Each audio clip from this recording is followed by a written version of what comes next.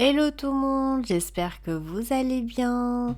Alors la semaine dernière, j'ai pas pu vous enregistrer un podcast, tout simplement parce que j'allais pas bien. Je pensais que c'était un début de grippe. Oui, je pense que c'était un début de grippe qui n'a pas abouti en grippe. Comme quoi, le curcuma et le gingembre, ça fait du bien. Je vous le recommande si vous vous sentez pas bien là en ce moment avec l'hiver, le froid, la pluie. En tout cas à Paris, il fait toujours moche. Donc voilà, il faut toujours avoir sous la main du curcuma, du citron, du miel, du gingembre. C'est la potion magique. Alors aujourd'hui, je voulais vous parler d'un sujet qui me tient véritablement à cœur. C'est l'importance de nos actes aujourd'hui, des décisions qu'on prend au quotidien, que ça soit de manière individuelle ou collective en tant qu'être humain en général, et l'impact que ces décisions ont, ou plutôt auront, sur les générations futures. Donc aujourd'hui, si on vit dans des pays où il fait bon vivre, où on a plus ou moins ses droits, où on travaille moins de 8 heures par jour légalement, où voilà, il y a la paix, la sécurité, eh bien c'est grâce aux personnes qui ont vécu avant nous. Donc on les remercie, on les oublie pas. Ils ont fait un sacré boulot pour nous faire profiter de cela. Et donc moi j'aime bien souvent me faire un petit rappel comme quoi aujourd'hui je profite de décisions, d'actes de des générations qui sont passées avant nous. Et ce n'est pas toujours on va dire positif, parce qu'effectivement il y a des choses où nos aînés n'ont pas vraiment excellé, n'ont pas vraiment maîtrisé, notamment en termes de l'environnement. Et c'est pour ça que là aujourd'hui on essaie de sauver la mise, sauver ce qui reste, si on peut toujours le faire.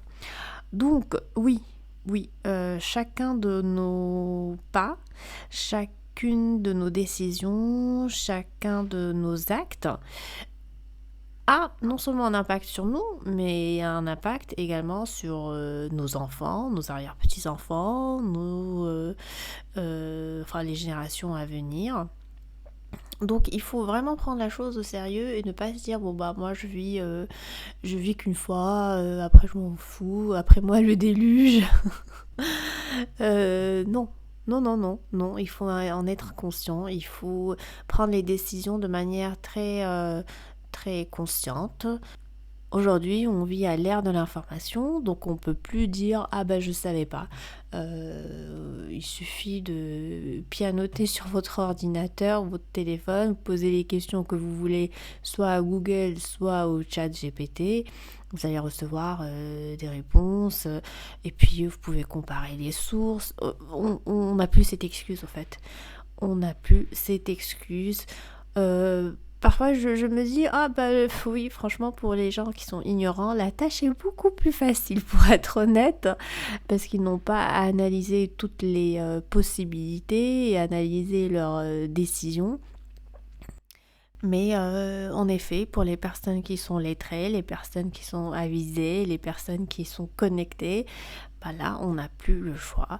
Vous savez que chacune de vos décisions, chacun de vos pas, chacun de vos actes a une conséquence sur vous, mais aussi sur les générations à venir. Donc, enfin, c'est pas exactement négatif, hein, parce que si vous dites que vous allez prendre votre vie en main, bah en fait vous préparez pour votre avenir. Et comme dirait Gandhi, le futur dépend de ce que vous faites aujourd'hui.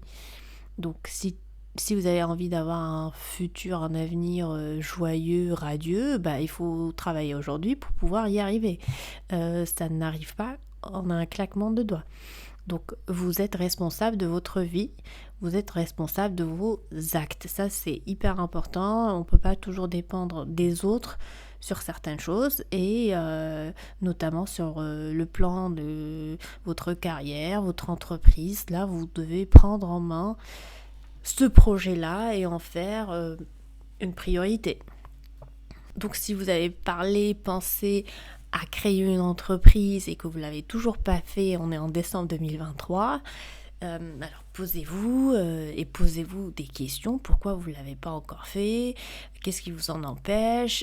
Où est-ce que vous aimeriez être dans un an? Voilà, donc à un moment donné, moi j'ai des amis qui ils ont envie de lancer l'entreprise, mais ils procrastinent énormément. Et puis j'ai envie de leur dire, est-ce que vraiment vous avez envie de faire ça? C'est pas parce que c'est un peu cool sur les réseaux sociaux d'être entrepreneur que c'est pour tout le monde. Non, il faut être honnête avec soi. Si c'est pas quelque chose pour vous, bah ne le faites pas.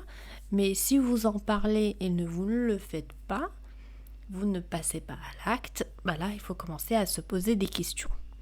Donc vos décisions aujourd'hui vont créer votre demain. Donc faut être vraiment conscient de l'importance de cette idée-là. C'est tout bête, mais c'est tellement vrai.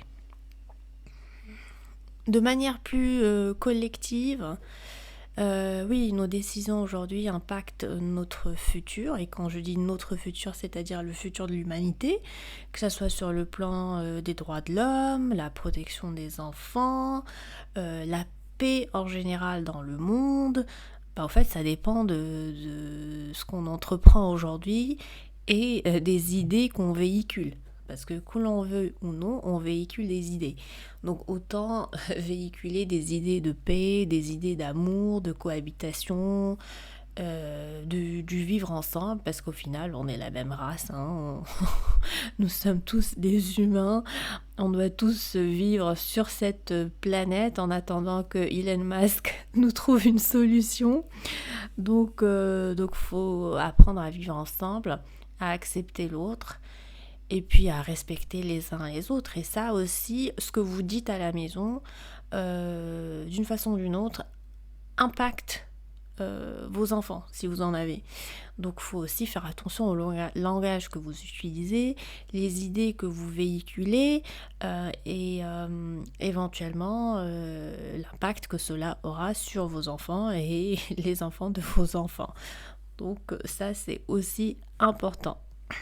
Et enfin, toujours sur le plan collectif, il y a l'environnement. Ça, c'est un sujet qui me tient vraiment à cœur aussi, parce qu'on est dans cette bulle aujourd'hui du consumérisme. C'est poussé aussi par les réseaux sociaux, les médias. Vous n'êtes jamais assez, donc il faut toujours acheter pour justifier son existence. Et j'aimerais aussi que vous preniez un peu ce sujet un peu plus au sérieux, et si c'est pas déjà le cas, vous posez des questions avant de passer à l'achat. Est-ce que vous avez vraiment besoin de cet article? Est-ce que vous avez vraiment besoin de passer cet achat encore une fois? Est-ce que vous êtes dans cette boucle infinie de consommation? Est-ce que vous avez de l'espace dans votre tiroir? Tout simplement, si vous répondez à cette question, je pense que vous aurez la réponse à toutes vos questions.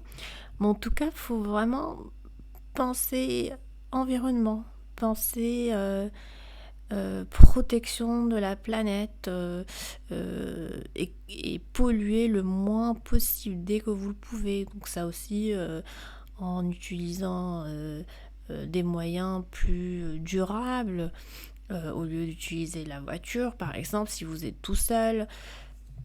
Et des petites choses comme ça que vous faites au quotidien, et à la fin, ça fait ce qu'on appelle le compound interest. Ça s'accumule et ça donne des résultats sur la longue. Je sais que ce n'est pas suffisant pour protéger la planète, mais déjà, le changement commence par vous. Moi aussi, j'essaie de faire ce que je peux, donc je prends pas la voiture quand je sais que c'est une course qui n'est pas loin et que je ne serai pas chargée. J'essaie de marcher un maximum, de vraiment modérer ma consommation et donc me contenter que des choses véritablement essentielles dont j'ai besoin. Oui, parce que ça a un impact. Tout ce qu'on fait aujourd'hui a un impact sur l'environnement. Et quand on parle d'environnement, on parle également de la protection des animaux. Ça fait un peu bizarre de parler d'animaux dans un podcast sur l'entrepreneuriat et de vivre de sa passion. Mais c'est lié, au fait. C'est lié. On n'est pas seul. On n'est pas les divins de cette planète. Il y a d'autres animaux qu'il faut protéger. Comme je disais pour les autres populations, il faut qu'on vive ensemble. Il y a un vivre ensemble aussi avec les animaux. Il faut les respecter. Quoique, moi, je suis un peu intimidée par les animaux dangereux. S'ils peuvent rester loin de moi, il n'y a pas de souci.